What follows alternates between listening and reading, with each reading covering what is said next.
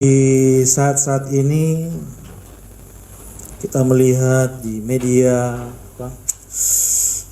internet, media sosial, ada kalanya pagi-pagi lihat media sosial, peti mayat. Ya. Benar nggak Bapak Ibu? RIP. Lihat Facebook, ada kata-kata, ternyata meninggal. Dan itu yang memang realita terjadi di saat-saat ini Bapak Ibu. Banyak yang meninggal, tapi saya tidak tahu apakah karena corona atau penyakit-penyakit yang lain. Tapi saya secara pribadi menilainya bahwa dengan adanya pandemi ini, orang-orang pada merasa takut. Banyak orang yang merasakan ketakutan. Banyak kesaksian-kesaksian orang yang sembuh dari corona. Kuncinya mereka tenang gitu. Cepat kesembuhannya itu karena mereka tenang. Amin. Harus tenang Bapak Ibu. Harus percaya bahwa kita mempunyai Tuhan. Kita mempunyai Allah yang sanggup menolong kita. Amin. Kita mempunyai Allah bahkan yang sudah menyiapkan keselamatan bagi kita ketika kita memang sudah waktunya. Jadi dari pengalaman orang-orang yang sembuh, kebanyakan mereka sudah punya pola pikir seperti itu. Mereka sudah tidak takut lagi. Kalau toh memang dipanggil Tuhan, ya berarti akan pergi satu kehidupan yang sesungguhnya begitu. Akan masuk kepada satu kehidupan yang kekal, dan itulah tujuan hidup kita. Tujuan hidup kita di dunia ini untuk kehidupan kita yang setelah kematian itu. Bahkan Rasul Paulus pernah berkata bahwa mati adalah keuntungan. Seandainya hidup ya untuk memberi buah bagi Kristus. Nah, Bapak Ibu saudara dikasih Tuhan, saya rindu untuk kita melihat firman Tuhan pada saat ini di dalam kitab Lukas pasal yang ke-16. Lukas pasal yang ke-16. Saya kenal percaya, walaupun firman Tuhan sering kali kita baca, tapi pasti ada hal-hal yang baru. Kalau Roh Kudus bekerja memberitahukan sesuatu yang baru bagi kita. Amin. Firman Tuhan selalu baru. Lukas pasal yang ke-16, kita akan baca mulai dari ayat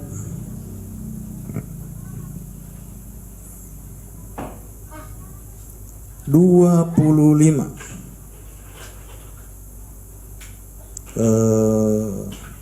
Maaf. Ayat 24 saja kita baca. Lukas pasal 16 ayat 24. Satu ayat ini kita baca bersama. 1, 2, 3. Lalu ia berseru katanya, Bapa Abraham, kasihanilah aku, suruhlah Lazarus supaya ia mencelupkan ujung jarinya ke dalam air dan menyejukkan lidahku, sebab aku sangat kesakitan dalam nyala api. Nah, saya memberi judul firman Tuhan pada saat ini, menyesal kemudian tidak ada gunanya. Agak ini ya judulnya ya, agak menyedihkan. Saya baca-baca kata-kata bijak kemarin banyak sekali ya mengenai penyesalan. Artinya begini, sebelum kita menyesal kita harus belajar, gitu maksudnya. Ya, ada dari banyak kata-kata bijak yang saya baca, saya cuma ambil satu. Sebelum kita menyesal, kita harus belajar dulu supaya jangan sampai menyesal, diantisipasi terlebih dahulu. Itu kata kuncinya. Nah, jadi Bapak Ibu saudara dikasih Tuhan, orang yang kaya ini, dia ternyata, ya bagi saya dia menyesal, tapi sudah tidak ada gunanya kan? Sudah nggak bisa.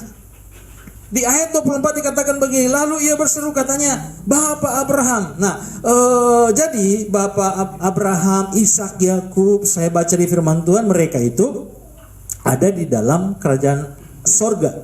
Artinya begini Bapak Ibu, firman Tuhan tidak mengatakan bahwa sorga itu sudah ada. Ya, surga itu nanti akan ada. Tetapi firman Tuhan dengan jelas mengatakan bahwa Firdaus itu ada. Orang-orang yang mati dan matinya di dalam Tuhan langsung ke Firdaus. Amin. Firdaus itu sudah adalah ya bagi saya itu sudah diselamatkan. Ya, Firdaus itu orang yang sudah diselamatkan, orang yang sudah memenuhi syarat untuk masuk surga. Karena surga nanti akan diturunkan oleh Tuhan Yesus. Ya, itu surga itu dipersiapkan, tapi surga yang sesungguhnya belum ada. Orang-orang itu baru di dalam penampungan atau istilah transit di Firdaus. Begitu juga dengan orang yang kaya ini dan dia mati, dia sudah ada di alam maut. Ini berbicara suatu tempat penampungan orang-orang yang akan pergi ke neraka. Neraka belum ada. Ada bahasa-bahasa yang mengatakan neraka, tapi neraka yang sesungguhnya itu belum ada. Nah, orang-orang yang akan ke neraka, mereka ditampung di suatu tempat namanya alam maut, atau bahkan ada yang mengatakan Sheol, ada yang mengatakan Hades, ya. Tapi kalau sesuai firman Tuhan bahasa Indonesia kita pakai ini saja, ya. Kita pakai saja Alkitab kita dikatakan bahwa itu di alam maut. Nah, dia ini di ayat yang keberapa dia minta supaya Abraham, tolonglah kasih tahu saudara-saudara saya ternyata di sini sangat menderita. Ya kan? Dia minta supaya saudara-saudara juga tolong kasih tahu di ayat yang ke-25. Tapi Abraham berkata, anak, ingatlah bahwa engkau telah menerima segala yang baik, segala hidupmu, sedangkan Lazarus segala yang buruk. Sekarang ia mendapat hiburan dan engkau sangat menderita. Ayat 26. Selain daripada itu, di antara kami dan engkau terbentang jurang yang tak terseberangi, supaya mereka yang mau pergi dari sini kepadamu, ataupun mereka yang mau datang dari situ kepada kami tidak dapat menyeberang. Artinya Bapak Ibu, yang di alam maut dan yang di Firdaus itu sudah tidak bisa lagi pindah. Artinya sudah dibawa kekuasaan Tuhan penuh. Manusia siapapun tidak bisa untuk berbuat apa-apa, ya. Kalau orang yang sudah mati sudah tidak bisa berbuat apa-apa, ya. Mau didoakan satu kampung berdoa, satu dunia berdoa pun firman Tuhan sudah mengatakan bahwa sudah tidak bisa berbuat apa-apa lagi. 26 ayat 26. Selain daripada itu di antara kami dan engkau terbentang, itu yang tadi, ya. Ayat 27, kata orang itu, kalau demikian aku minta kepadamu Bapa, supaya engkau menyuruh dia ke rumah ayahku. Yang dimaksud dengan dia ini Lazarus. Maksudnya tolong Lazarus kasih tahu katanya ke saudara-saudara yang masih hidup, supaya kasih tahu bahwa di neraka itu maksudnya di alam maut itu sudah susah, apalagi kalau di neraka lebih susah lagi. Ayat 28, sebab masih ada 5 orang saudaraku, supaya ia memperingati mereka dengan sungguh-sungguh agar mereka jangan masuklah ke dalam tempat penderitaan ini. Ya, maksudnya begini Bapak Ibu, orang kaya ini yang mati mengingatkan, minta tolong Abraham, bilanglah kepada Lazarus itu, kasih tahu ke saudara-saudara saya yang masih hidup, supaya kasih tahu di sini menderita loh. Dan ini kekal Bapak Ibu, ya. Neraka kan kita sudah baca minggu lalu, ya. Minggu lalu atau 2 minggu lalu, di situ ada kertakan gigi, ada api yang tidak pernah padam, ya. Pokoknya di neraka itu firman Tuhan sudah memberitahu, ya. Makanya Bapak Ibu sering kasih Tuhan, seperti judul saya tadi, belajar dulu jangan sampai menyesal. Nah, Tuhan selalu memperingatkan kita. Tuhan kan bilang Tuhan sangat mengasihi kita karena begitu besar kasih Allah akan kita, ya, akan dunia ini, Dia mengaruniakan anak yang tunggal. Artinya Tuhan rela jadi manusia supaya barang siapa yang percaya dan mengikuti Yesus, taat, dia akan selamat. Amin. Barang siapa yang percaya kepadanya tidak binasa, melainkan hidup yang kekal. Jadi saya katakan tadi bahwa sebenarnya tujuan hidup kita ini di dunia ini supaya kehidupan kita yang kekal. Karena kehidupan kekal itu, nggak ada putusnya Bapak Ibu. Kalau kita menjadi manusia, kita ini paling firman Tuhan katakan 70 tahun, 80 tahun, berapa lagi? Ada nggak yang 100 tahun sekarang? Masih ada ya? Mungkin ya. Kira-kira kita mau hidup berapa tahun? James, ya, berapa tahun? 70. Pengen lihat cicit cecet apa? Cece cicit 100, berapa? 100 tahun. Kalau bisa 100 lebih. Waduh, 100 lebih. Ada yang lain mau berapa tahun? Kalau saya tergantung waktunya Tuhan lah. Wih, enggak. Kalau Pak Eljo? Sama dengan Terang. Iya. Enggak. Kenapa kita enggak ada cita-cita ya untuk mati? Padahal itu kan pasti. Iya. Jadi kita nggak usah kita nggak usah takut ya menghadapi kematian. Ada satu dosen saya yang dulu, dia seorang perempuan, memang sudah agak umur tapi belum nikah. Dia mengatakan begini, saya ini dari sekarang saya sudah mulai mendoakan untuk kematian saya, karena bagi dia kematian itu suatu kepastian. Jadi dari sekarang dia katakan, di waktu itu kalau nggak salah dia umur sekitar 40-an, 45.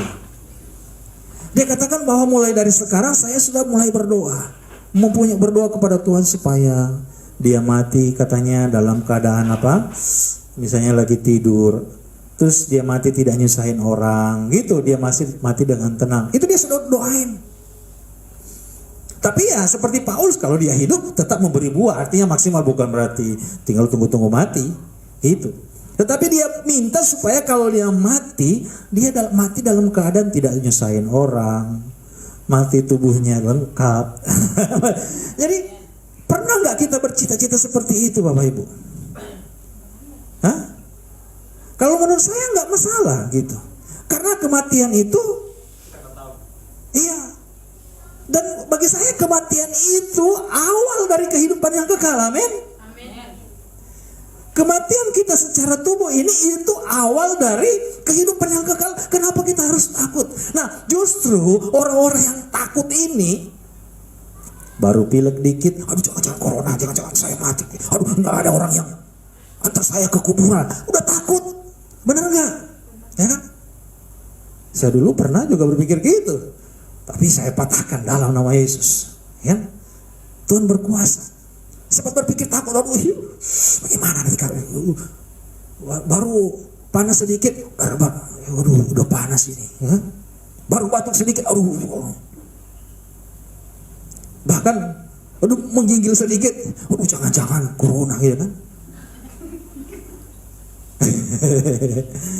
Terlalu parno gitu kan kita. Padahal dulu pun memang begitu. Dulu pun lebih parah lagi menggigil. Kalau saya dulu begitu, sebelum ada pandemi saya memang sering menggigil luar biasa. Jadi kalau saya menggigil, saya tahu bukan corona. Kalau saya pilek, saya batuk, saya tahu bukan corona. Dulu seperti itu, dulu begitu terus, gitu dulu.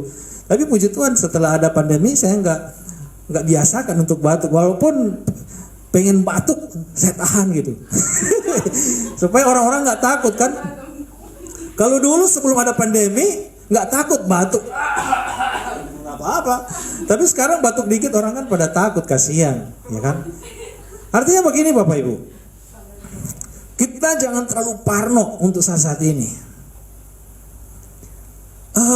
Karena justru banyak orang yang ya jadi parah sakitnya itu karena ada ketakutan. Gak tahu apakah dia meninggal corona atau mungkin karena ketakutan. Asam lambung naik sehingga asam lambung itu merusak organ tubuh yang lain, kita tidak tahu. Oke lah, saya bukan dokter, saya akan jauh ke situ. Tapi yang mau saya tekankan di sini Bapak Ibu, ya, kita harus belajar dulu supaya kita itu nggak ada ketakutan ya. Untuk coba mari kita lihat ayat. Bapak Ibu lihat di bantu saya. Kalau nggak di Filipi, Kolose 3 kalau nggak salah, yang mengatakan bahwa kewargaan kita adalah sorga. Kolose kayaknya, Kolose 3. Kewargaan kita adalah sorga. Oh, Filipi. Coba tolong baca. Filipi 3 ayat 20. Filipi 3 ayat yang ke-20. Karena kewargaan kita adalah di dalam sorga, dan dari situ juga kita menantikan Tuhan Yesus Kristus sebagai juru selamat. Kewargaan kita adalah dalam sorga, Bapak Ibu. Artinya ada kepastian di dalam Yesus. Amin. Ada kepastian nanti di situ, di dalam sorga itu berbicara tadi Firdaus ya. Dan di situ kita menantikan Yesus Kristus yang akan menghakimi seluruh dunia ini. Jadi Bapak Ibu, kita harus ingat Yesus Kristus yang berkuasa akan menghakimi. Amin.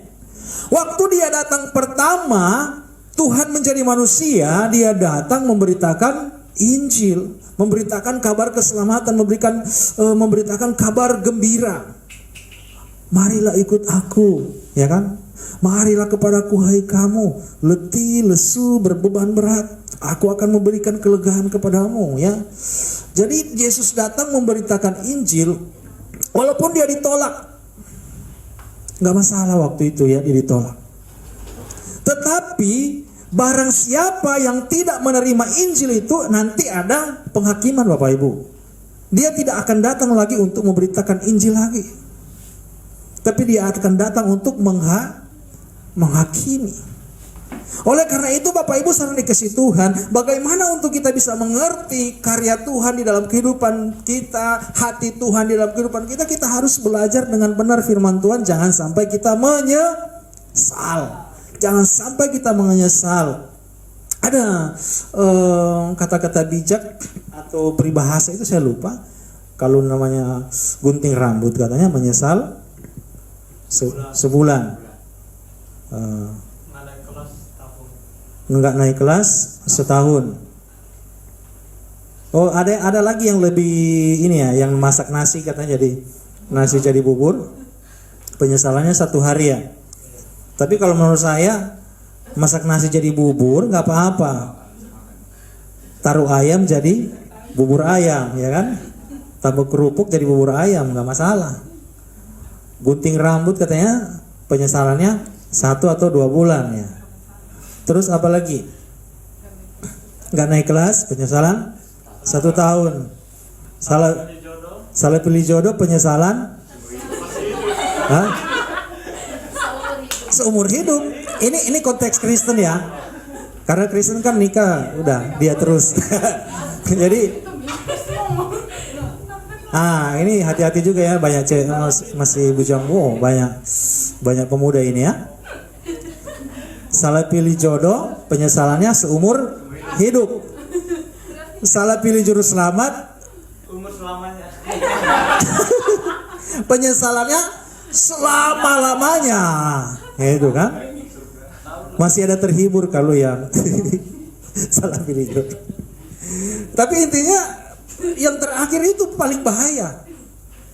Jangan sampai salah pilih juru selamat, jodoh terus. Jangan sampai salah pilih juru selamat Bapak Ibu. Manusia dalam kitab Roma dikatakan bahwa manusia semua sudah berdosa. Tidak ada satupun manusia yang tidak berdosa, termasuk saya. Ya kan? Saya tidak bisa menyelamatkan diri saya sendiri. Saya butuh juru selamat. Siapa juru selamat? Tuhan Yesus ya. Firman Tuhan dengan jelas mengatakan. Dan di dalam Yesus ada kepastian. Makanya tadi dikatakan kewargaan kita adalah dalam surga. Kita menantikan Kristus. Sekali lagi saya katakan bahwa di dalam Alkitab ini sudah sangat jelas mengatakan mengenai keselamatan itu. Yesus memberi kepastian ya. Di dalam Yesus ada kepastian, bukan mudah-mudahan. Di dalam Yesus ada kepastian dan ada ayat-ayat yang sering saya sampaikan. Dan di sini juga di kitab Lukas yang kita baca tadi, kita kembali lagi ke kitab Lukas itu. Seorang Lazarus yang mati di ayat yang ke-22 ya. Kemudian matilah orang miskin itu, lalu dibawa oleh malaikat-malaikat ke pangkuan Abraham. Abraham ini ada di Firdaus, Bapak Ibu ya. Ayatnya ada di kitab lain, dikatakan bahwa Abraham, Ishak, Yakub dan nabi-nabi itu mereka ada di kerajaan sorga. Ya, bagi kita itu yang kita pelajari adalah Firdaus. Karena orang yang mati di samping Yesus, waktu dia percaya bahwa Yesus penyelamat, mereka kan ada iman. Mereka katakan, Yesus langsung katakan, engkau akan bersama dengan aku di Firdaus. Ya, berarti seketika itu juga orang itu langsung pergi ke Firdaus. Dan dibuktikan juga di Lukas pasal 16 ayat yang ke-22 ini begini. Kemudian matilah orang miskin itu dan lalu dibawa oleh malaikat-malaikat ke pangkuan Abraham. Waktu dia mati, seketika itu juga langsung dibawa, rohnya itu langsung dibawa oleh Abraham. Amin. Waktu orang berkenan mati, orang benar mati, Bapak Ibu, orang yang berkenan di hadapan Tuhan, ketika dia mati dia langsung dibawa ke Firdaus. Tidak tunggu lama-lama, tidak tunggu 3 hari 3 malam, tidak tunggu 40 hari 40 malam, apalagi 100 hari, kasihan kecapean. Ya kan? Itu kata firman Tuhan ya. Nah, oleh karena itu Bapak Ibu saudara dikasih Tuhan, ini kebenaran firman Tuhan harus menjadi parameter, harus menjadi ukuran kebenaran, baru kita layak untuk surga yang kekal itu, Bapak Ibu ya. Oke, kita lanjut di ayat yang ke-23. Bagaimana juga orang yang tidak berkenan ini mati. 23. Orang kaya itu juga mati, lalu dikubur, dan sementara ia menderita sengsara di alam maut, ia memandang ke atas dan dari jauh dilihatnya Abraham dan Lazarus duduk di pangkuannya. Nah, orang yang tidak berkenan ini dia hanya melihat, ya kan? Oh, ternyata beda tempat, ya kan? Bisa melihat tapi beda tempat, ada jurang. Artinya saya mendapatkan pengertian begini Bapak Ibu, yang dikatakan jurang pemisah itu di ayat 26. Selain daripada itu, di antara kami dan engkau terbentang jurang yang tak terseberangi. Saya mengartikan itu jurang yang tak terseberangi itu mungkin bukan jurang seperti yang kita lihat, tetapi jurang itu berbicara batas kuasa Allah gitu. Kekuasaan Allah yang tidak bisa ditolerir. Nah, jadi Bapak Ibu saudara dikasih Tuhan, kita orang-orang percaya, kita harus bangga memiliki firman Tuhan ini, yang seperti saya bilang tadi, supaya kita tidak menyesal. Tuhan sudah kasih tahu lewat firman-Nya. Tuhan sudah kasih tahu semuanya di sini, supaya kita jangan sampai kita menyesal seperti orang kaya ini ya.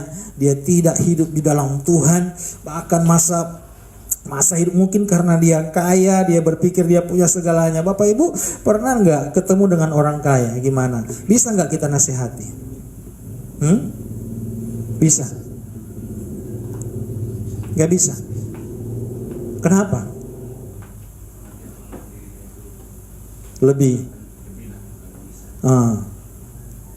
Tapi untuk bisa dinasihati gimana caranya? Waktu dia sakit. Benar gak? Waktu dia dalam masalah. Waktu dia dalam masalah, apalagi kalau corona. Dan banyak orang kaya, saya lihat di media sosial, mati cepat gitu. Banyak orang kaya yang mati. Ada satu, itu tapi di HP saya ini yang dipakai ini.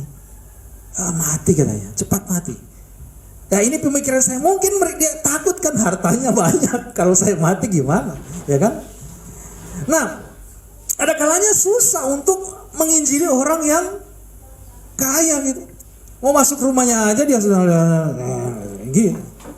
Mau salaman aja sebelum corona ya, mau salaman aja mungkin dia, siapa lu gitu, ya kan?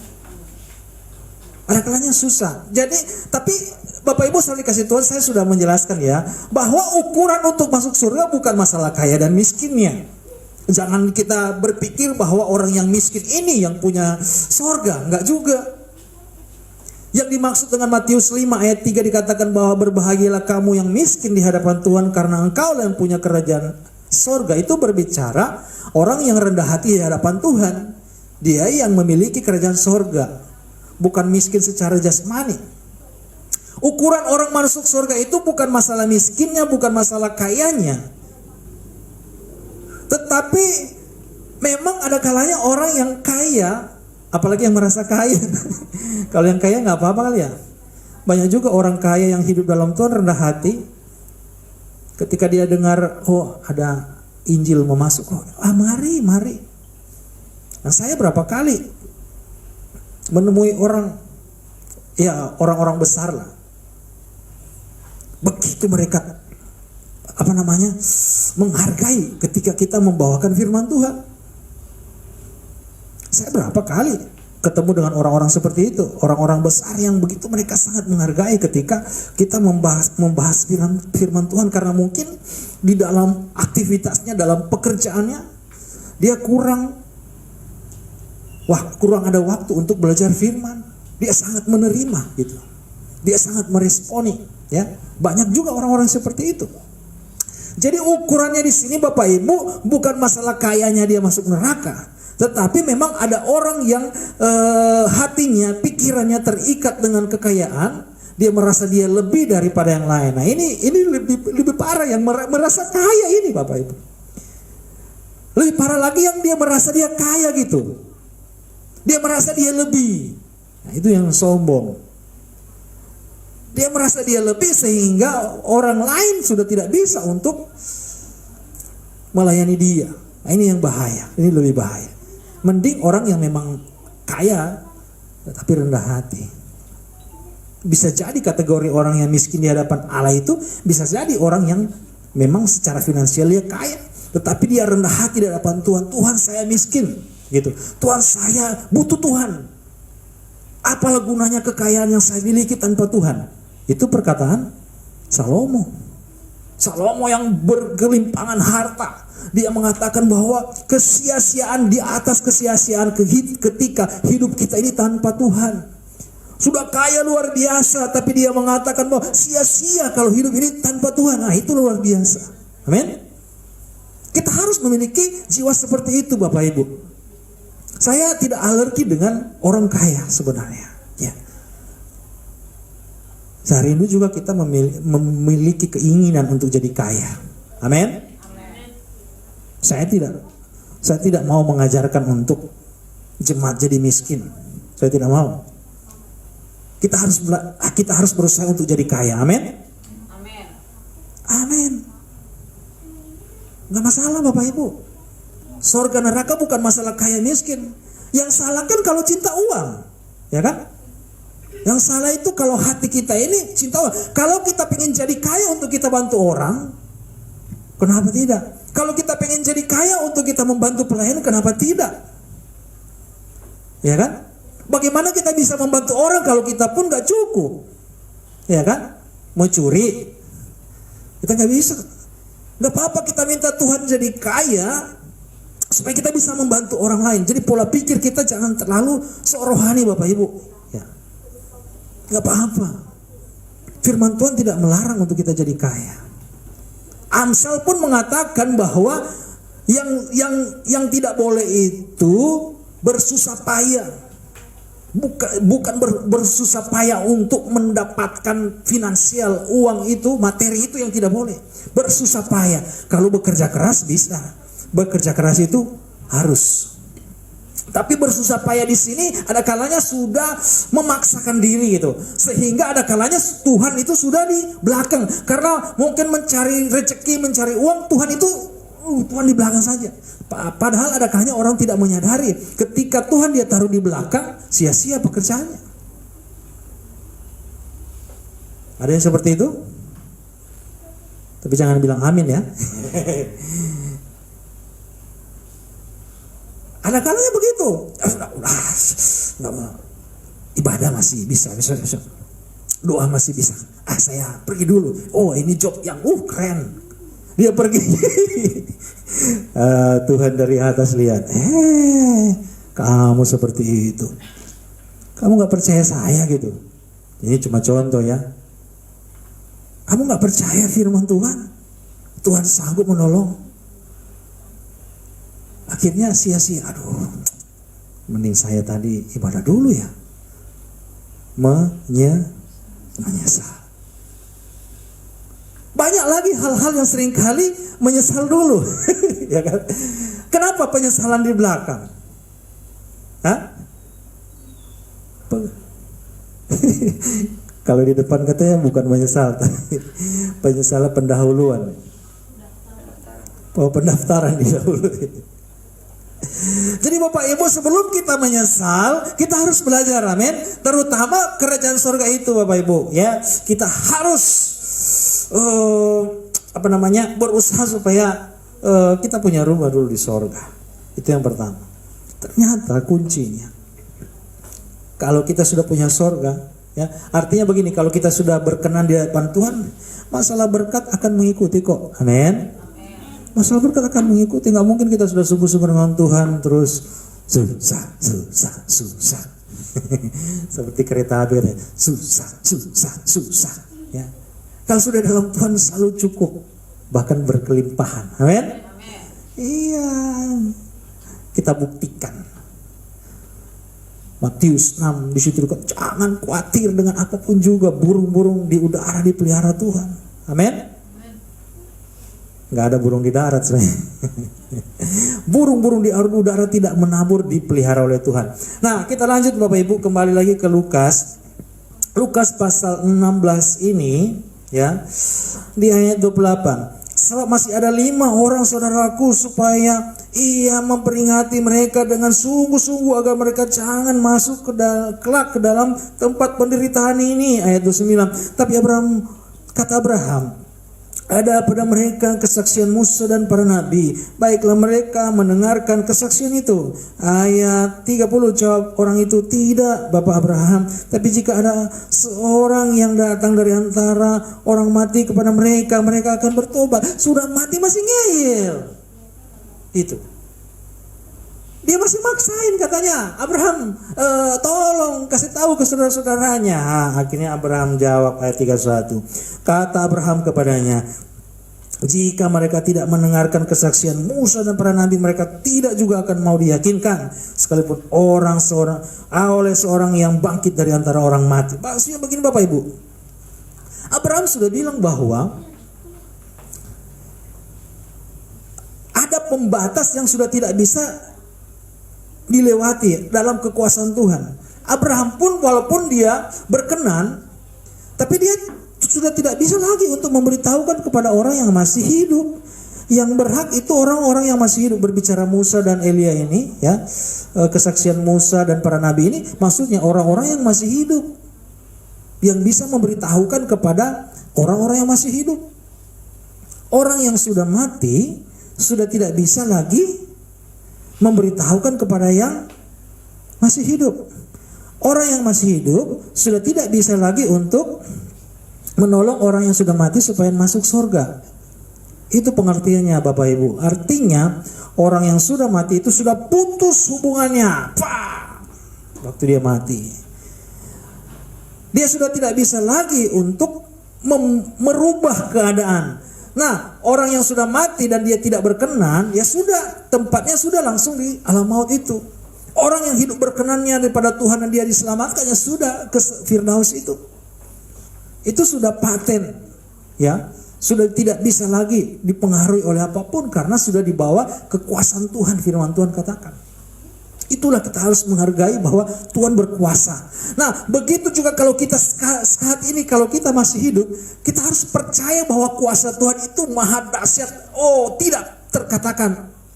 Kuasa Tuhan begitu dahsyat dalam kehidupan kita saat ini, amin. Termasuk dia sanggup memberkati kita, amin. Dia sanggup menyembuhkan kita, amin. Itu kita harus percaya. Itu yang membuat kita tenang, haleluya. Dan kita tidak akan menyesal. Kita memiliki Yesus Kristus yang Maha Kuasa. Amin. Baca Wahyu 1 ayat yang ke-8. Wahyu 1 ayat 8. Wahyu 1 ayat 8. Wahyu 1 ayat yang 8. Aku adalah Alfa dan Omega, firman Tuhan Allah yang ada dan yang sudah ada dan yang akan datang, yang Maha Kuasa. Ya. Wahyu 1 ayat 8 ini sudah jelas Bapak Ibu. Dikatakan bahwa aku adalah Alfa dan Omega. Itu pakai Android ya. Warna merah kan?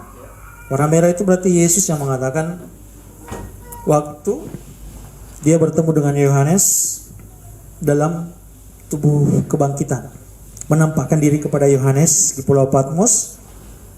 Ini dalam roh ya. Dia berkata kepada Yohanes, aku adalah Alfa dan Omega, itu berbicara awal dan akhir. Firman Tuhan Allah yang ada dan sudah ada dan yang akan datang, yang Maha Kuasa. Kalau berbicara Tuhan yang Maha Kuasa, Yesus yang Maha Kuasa, Dia sanggup menolong kita, amin. Ya udah Bapak Ibu saudara dikasih Tuhan, kalau kita sudah tahu firman Tuhan mengatakan Dia Maha Kuasa, Dia juga sanggup menolong kita. Nggak usah terlalu jauh-jauh kita berpikir ya. Sudah percaya bodoh-bodoh. Tapi bukan bodoh ya. Artinya masa bodoh aja. Saya percaya bahwa Tuhan Yesus itu berkuasa, Maha Kuasa. Dia sanggup menolong saya. Yang penting saya taat dan setia. Amin.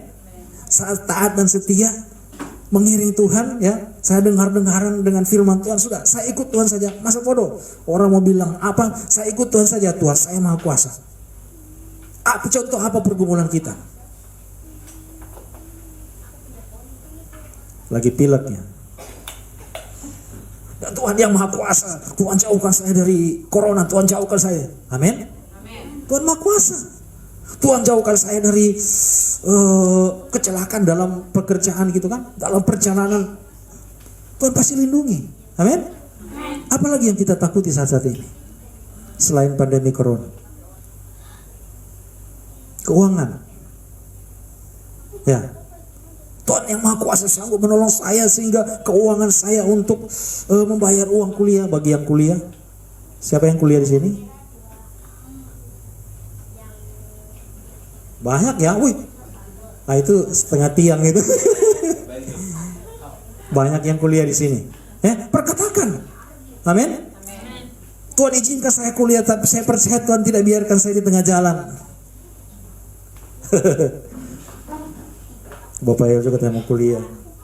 Amin. Tuhan sudah memberikan saya pekerjaan. Gak mungkin saya tidak cukup. Amin. Apalagi yang kita khawatirkan saat-saat ini? Satu hal, saya sudah ikut Tuhan Yesus, ada kepastian saya selamat. Amin. Itu yang terutama Bapak Ibu. Haleluya, haleluya. Jadi Bapak Ibu sering dikasih Tuhan, jangan sampai kita menyesal. Saat-saat ini perlu kita belajar ya. Katakan jangan sampai kita menyesal ya. Siapa saja yang di sampingnya, jangan sampai kita menyesal. Jangan sampai menyesal. Iya, levelnya ada ya. Jangan sampai menyesal, pilih juru selamat. Itu paling tinggi. Kedua, jangan sampai salah pilih jodoh. Banyak anak muda. Kemudian yang lain-lain. Kayaknya dua itu ya. Yang paling atas itu jangan sampai di luar Yesus. Itu yang pertama. Terus yang masih muda-muda, jangan sampai pilih. Jangan keburu-buru ya. Saya lihat di Facebook saya kemarin, teman saya cewek, teman saya udah bahkan dia lebih tua dari saya, baru nikah kemarin, sudah sekitar 40 berapa, cewek baru nikah. Tapi saya lihat enjoy, udah umur 40. Tapi maksudnya jangan jadi standar ya. Nanti ada yang cewek, oh saya tunggu 40. artinya sesuai, mungkin dia karena dia kejar ini, dia kuliah, mungkin sudah doktor sekarang. Itu. Jangan nggak ngapa-ngapain mau tunggu 40. Ya kan? Mungkin karena dia kejar kejar karir, ya kan? Sudah dulu aja udah sarjana, mungkin dia sudah jadi apa? baru dia nikah gitu. Oke, puji Tuhan. Biarlah firman Tuhan pada pagi hari ini boleh mengingatkan kita bahwa ada satu kepastian di dalam Yesus. Jangan sampai kita menyesal. Kita sudah percaya Yesus, tapi kita tidak mengerti dengan firman Tuhan. Kita sudah percaya Yesus, tapi kita masih tidak yakin dengan Yesus, Tuhan yang sanggup menolong kita. Saya sering berpikir, apa gunanya Tuhan ciptakan kita kalau kita hanya untuk jadi gembel, ya kan? Apa gunanya Tuhan ciptakan kita untuk kita menjadi orang yang susah? Tuhan tidak seperti itu, Bapak Ibu. Yesaya 29 ayat 11 mengatakan bahwa Tuhan tahu rancangannya untuk kita. Kita juga harus tahu rancangan Tuhan untuk kita. Apa itu? Rancangan damai sejahtera, bukan kecelakaan, tapi rancangan ya masa depan kita penuh harapan. Amin. Ada masa depan di dalam Yesus. Ada masa depan di dalam Tuhan. Amin. Ini harus kita pegang, Bapak Ibu. Makanya mulai sekarang belajarlah untuk sungguh-sungguh taat dan setia mengiringi Tuhan. Ada masa depan kok di dalam Dia. Kita gak usah buru-buru pengen cepat menjadi orang yang besar. Setia dulu dalam hal-hal kecil. Amin. Setia dulu apa yang Tuhan percayakan untuk kita saat ini. Baru akan terrealisasi. Tuhan memakai kita dengan luar biasa. Dan banyak sekali contoh-contoh. Ada Yusuf, dia diproses luar biasa. Oh, kalau Tuhan mau pakai sesuatu yang besar, ada proses yang harus dilewati dulu. Daniel Tuhan pakai luar biasa. Tantangannya sebelumnya ada, ya. Sadrak, Mesak, Abednego, ya, itu pemuda-pemuda yang luar biasa, ya. Ternyata saya baca, oh, karena mereka memiliki roh yang luar biasa. Oleh karena itu Bapak Ibu saya kasih Tuhan, kuncinya saat ini, mari kita selalu menyembah Allah dalam roh dan kebenaran. Roh Allah ini harus kita miliki. Amin. Roh Kudus ini harus selalu menguasai hidup kita. Roh Kudus ini harus selalu tinggal di dalam kita, ya. Roh Kudus ini jangan sampai kita lari dari Dia. Dia selalu pengen bersama-sama dengan kita. Tapi jangan kita yang melarikan diri dari Dia. Dan kalau kita selalu terus tekun dalam Tuhan, oh haleluya, kebahagiaan di dalam Tuhan kita nikmati setiap saat. Amin. Kita nyanyikan pujian betapa